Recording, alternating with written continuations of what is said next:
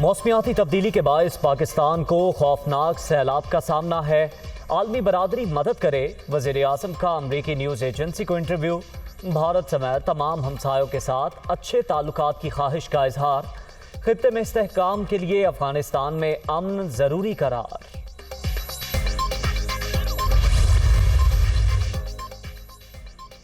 Assembly میں واپسی امریکی سائفر کی تحقیقات سے مشروط۔ معیشت امپورٹڈ حکمرانوں کی ترجیح نہیں، یہ صرف اپنے کرپشن کیسز کا خاتمہ چاہتے ہیں۔ شہباز شریف اور مفتاح اسماعیل نے اکانومی کا بیڑا غرق کر دیا۔ عمران خان کی صحافیوں سے گفتگو۔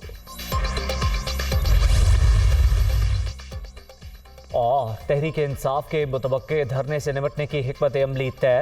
کمانڈنٹ ایف سی اور آئی جی اسلام آباد کے زیر صدارت اجلاس میں اہم فیصلے۔ امن و امان برقرار رکھنے کے لیے ہدایات جاری۔